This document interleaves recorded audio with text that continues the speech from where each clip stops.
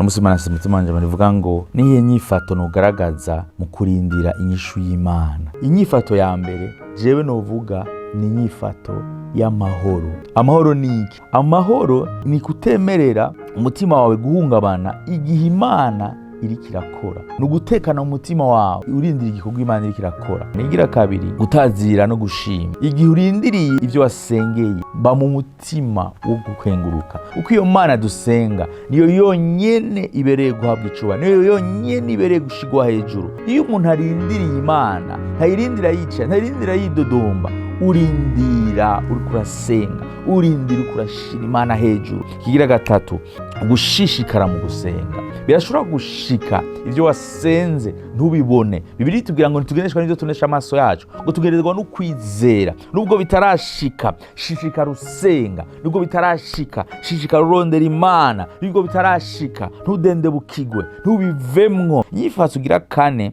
ni kumvira no gukora. Umviriza, ntuhagarika ibikorwa wari ukora, ntuhagarika ivyo Imana iriko irakubwira. Nivyo ntirishura mugabo wowe ubandanye gukora ico waremewe. Abigalatiya igice ca 6 umurongo w'9 avuga ngo twame dukora ivyiza ntiducike intege. Ntaco bitwaye ivyo Imana itarakwishura, ntucike intege kuko umukora ivyiza, umukora ivyo Imana ishaka gukora. Ntaco bitwaye ivyo ukora ca muno munsi, mugabo ukwiye kwizigira Imana. Umutima wagume wizigiye Imana, uvugire Mwami, naho noca mwoga gucicurufu sizogira ikibi ntinya. Ndabizi neza ko warasezeranye uzokuba muri kumwe nanje. Ndabizi neza kutazona, wewe uguma wizigiye, hama umutima ugaceceka, ukitega, ukarindira. Ndakuraha Imana dusenga n'umwizigigwa. Imana dusenga nishobora kureka uko nyene. Imana dusenga nishobora kwirengagiza.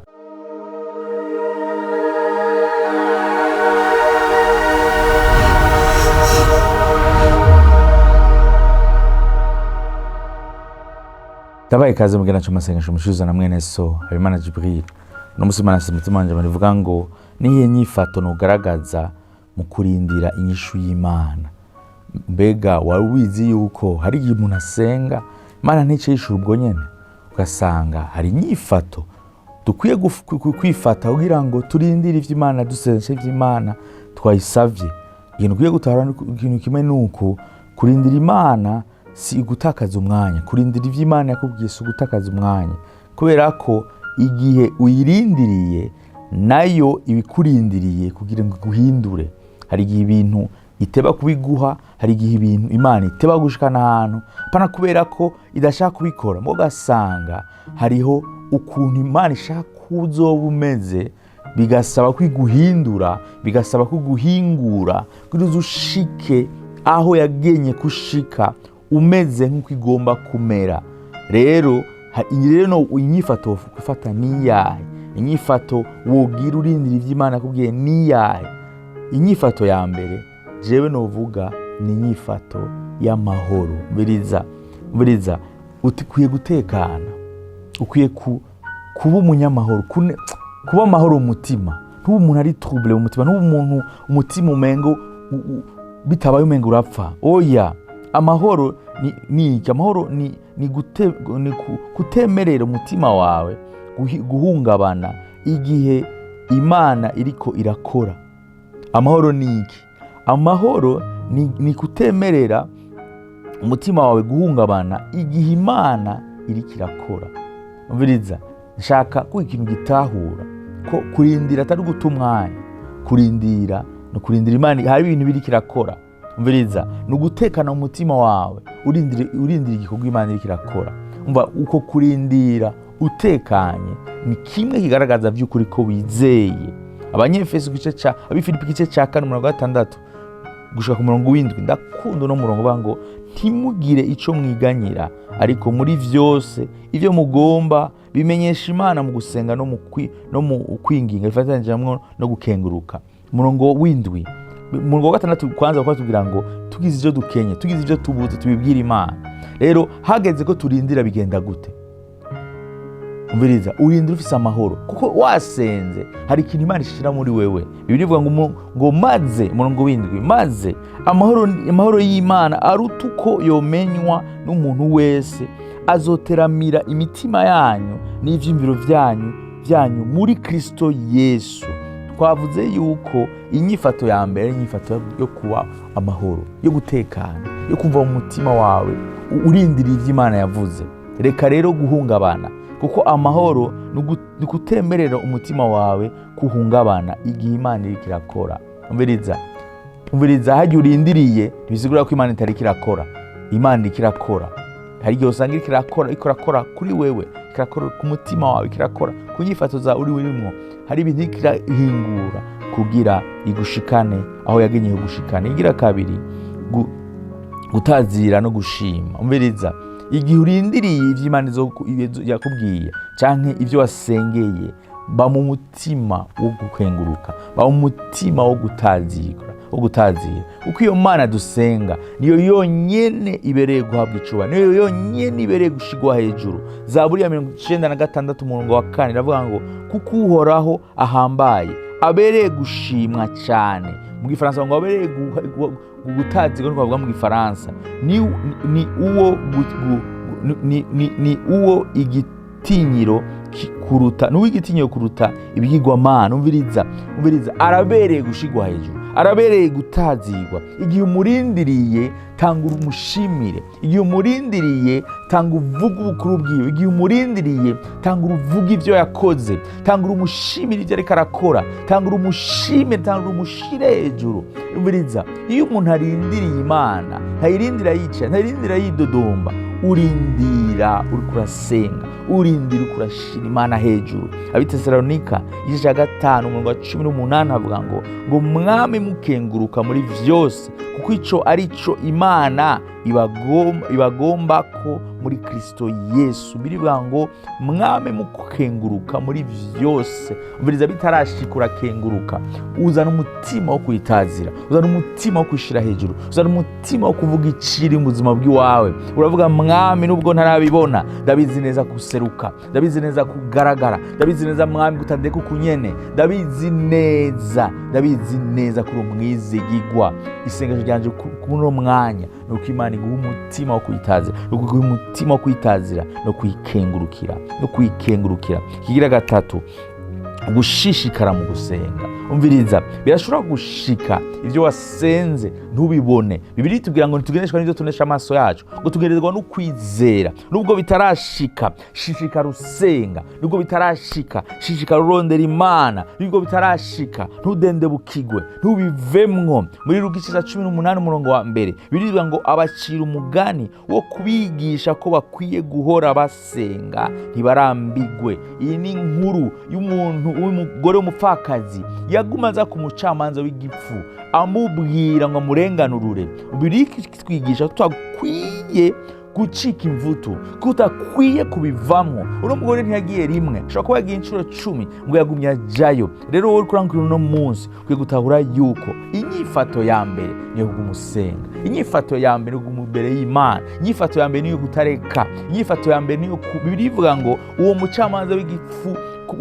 usomye ku murongo wa 18 nyene kinyene ngo acavuga ngo ngire mucira urubanza rumukiza, ngo kugira ngo ntiyongere kugaruka. Hari igihe babisaba kusenga winginga kugira ngo umwami agutabare. Umviriza, ntukwiye guhagarika, ntukwiye kubivamwo. Inyifato ya mbere igihe utarishurwa nuko usenga. Iyi nyifato igira gatatu. Inyifato igira kane ni kumvira no gukora. Umviriza, ntuhagarika ibikorwa wari ukora, ntuhagarika ivyo Imana irakubwira. Nivyo ntirishura mugabo wowe ubandanye gukora ico waremewe, ivyo aho Imana yagushize. Birivuga ngo ivyo mukora vyose mukore nk'abikorera Imana. Umviriza, ntuhagarika gukora, ntuhagarika gukora ivyo Imana yashize imbere yiwawe. Ubandanye ukora, ubandanye wumvira, pe importe ivyo uriko uracamo vyose, ubandanye gukomera mu bwizigigwa no mu gukora icyo Imana ikubwiye. Abigaragatiye igice cya 6 umurongo w'9 avuga ngo twame dukora ivyiza ntiducike intege. Ntacyo bitwaye ivyo Imana itarakwishura, ntucike intege kuko umukora ivyiza, umukora ivyo Imana ishaka gukora, kuko igihe nicashika tuzokwimbura nitutarambigwa. Bibiliya ngo igihe nicashika ngo tuzokwimbura ngo nitutarambigwa. Umviriza, hari igihe umuntu arambirwa gukora ibyiza, hari igihe umuntu arambirwa gukora ibyo Imana yamuremeye mu gukora aho ari hose. Umviriza, Imana itarakwishura burakora ibyiza, Imana itarakwishura burakora icyo waremeye, Imana itarakwishura ntube ikigaba, umvira Imana. Imana itarakwishura kora, Imana itarakwishura guma ukora icyo waremewe. Igira gatanu, kwizigira no guceceka. Umviriza, ntacyo bitwaye ibyo ukora cyangwa uno munsi, mugabo ukwiye kwizigira Imana, umutima waguma wizigiye Imana. Umvugire Mwami, naho noca mwuga gucicurufu sizogira ikibi ntinya, ndabizi neza ko warasezeranye uzokuba muri kumwe nanje, ndabizi neza kutazona. Wewe uguma wizigiye, hama umutima ugaceceka, ukitega, ukarindira. Ndakuraha Imana dusenga n'umwizigigwa. Imana dusenga nishobora kureka uko nyene, Imana dusenga nishobora kwirengagiza. Ndizeye ko ano majambo kuyenda gushika yandi hantu, ndizeye ko watahuye yuko ari inyifato ukwiye kugira igihe urindiye inyishu y'Imana, kukwiye kuyitega, kuko kuba mufise umutima w'amahoro, amahoro ashibame muri wewe, amahoro y'Imana aruta uko ayomenywa n'umuntu wese, ateramire muri wewe igihe wasenze, igihe wayibwiye, igihe urindiriye inyishu. Amahoro aba ari aguma yuzuye muri wewe. Ayo mahoro agaragaza yuko wizeye, ayo mahoro agaragaza yuko witeze, ayo mahoro agaragaza yuko hari icyo urindiriye ku Mana. Igira kabiri, gutazira Imana, nivyo urayirindiriye, nivyo mu mutima wawe hari amahoro. Mugabo kirusha ivyo, uko urayitazira uvuga Mana, ndazi ko hari ivyo wakoze ejo, ndazi Mwami ko hari ivyo urakora uno munsi, ndazi Mwami kuri umwizigigwa, nuno munsi urashobora kugaragara, nuno munsi urashobora kunyiyereka. Umviriza, Imana dusenga ni Imana twizera n'igihe atakintu kimwe turabona. Igira gatatu, gushishikara mu gusenga. Ntureka gusenga, urakovya, ugumizako gushika bibaye. Igira kane, kumvira ivyo Imana ikubwira ukore, n'igihe itarakwishura uguma ubikora, uguma ugenda gushika bibaye. Umviriza, igira cyanyuma no kuyizigira, umutima uguma uyizigiye, hamutekereje, hamutekanye. Ndizere ko n'amajambo yapfana gashaya yandi hantu, ngo dufate umunye wo gusenga. Ushobora kurikurankira mu no mwanya mukavuga ngo nararambiwe, ukavuga Imana ngo yaratevye. Oya, ntiyatevye. Hari ukuntu Imana yiteze kwirindira, hari ukuntu Imana yiteze kurindira inyishu yayo. Rero ntabwo dufata umunye wo gusenga, ukaba utari kurayirindira kumvuze. Ndakomba ufate umunye wo gusenga, usaba Imana iguha umutima wo kwirindira, umutima wo kwirindira. Niyo yene ishoboye kubishira muri wewe. Umviriza, hama uvyihatire, ubibemwo, uyitaziye n'igihe atanakimwe uri kurabona, uyikengurukiye igihe atanakimwe uri kurabona. Ntabwo dufata umunye wo gusenga. Databize ndakoze umuntu akarankurikirana Mwami, mu izina rya Yesu Kristo. Twatahuye Mwami yuko igihe Mwami utaratwishura, igihe Mwami ibyo twasenze tutarabibona, amahoro Mwami ntareke kugwira muri twebwe, umunezero ntugukere kugwira muri twebwe. Ndasenge umuntu akarankurikirana Mwami yarindiye, Mwami asa n'idende wadendubukiwe. Ndamusengeye Data mwiza, amahoro Mwami arutko yomenywa n'umuntu wose Mwami, ashibamire umutima wiwe, amwuzuremo Mwami. Ndamusengeye Data mwiza, muri bihe ariko aracamo Mwami, agira umutima umuduze mu gutazira, umuduze mu kugushira hejuru Mwami. Umutima wewe Mwami wumve wuzuye umunezero, kuvuga icuri, kuko icuri Mwami atawugihwanye n'ivyo ariko aracamwo. Ndamusengeye Data mwiza, umugenderere, umukoreko, ukoreko umutima wiwe Mwami, agira amahoro avuye kuri wewe, mu izina rya Yesu Kristo, mu izina rya Yesu Kristo. Mwami ndasenge umuntu akarankurikirana Mwami, ntihagire Mwami gitwara amahoro yiwe, ntihagire Mwami gitwara umunezero, ntihagire Mwami gitwara Mwami amahoro y'umutima wiwe, mu izina rya Yesu Kristo. Mwami ugendere abantu bawe, ubiyereke Mwami, mu izina rya Yesu Kristo. Ndabasengeye Mwami, ibibazo bariko baracamo vyose Mwami, ndasenze Data mwiza Mwami, indirimbo y'intsinzi Mwami, duge mu mitima yabo, bisange bariko baragutazira, bisange Mwami bariko barakuririmbira. Ndasenze mu izina rya Yesu Kristo, ubagenderere, ubakoreko, ubiyereke, kuko uri umwizigigwa, bagendere Mwami, ikora ku mitima yabo. Urakoze Data mwiza Mwami, urakoze kugaragara nk'Imana itananirwa Mwami, urakoze kugaragara nk'Imana ishoboye Mwami. Abagwaye ndabasengeye Data mwiza Mwami, abo bagwaye ubabara mavi Mwami, yakira ugukira mwami bariko baravoma amazi mu mugongo yakira ugukira mu izina rya Yesu Kristo. Urwaye amapumo yakira ugukira mu izina rya Yesu Kristo, mu izina rya Yesu Kristo. Urwaye mwami ikintu cose mwami yakira ugukira mu izina rya Yesu Kristo. Mwami mwiza wanje, uwo babwiye mwami ko bitagishoboka ko aronka umwana, ndasenze data mwiza ivyapfuye mu buzima bwiwe vyose bibe bizima mu izina rya Yesu Kristo. Ndasenze data mwiza umwiyereke mwami mwiza gihe nk'iki mwami azashinga intahe mwami ko wamuhaye umwana. Kuri Imana ikora ibirenge vyo dusenga, uri Imana igaragara ikadutangaza. Urakoze kubugendereye, urakoze kubukijije, urakoze kubuyeretse. Urwaye ugutwi kw'iburyo yakira ugukira, urwaye amaso mwami aguma vyimba yakira ugukira mu izina rya Yesu Kristo. Ugendere buno bwoko bwawe ubakize ubabohore mwami, urakoze kubigize mu izina rya Yesu Kristo.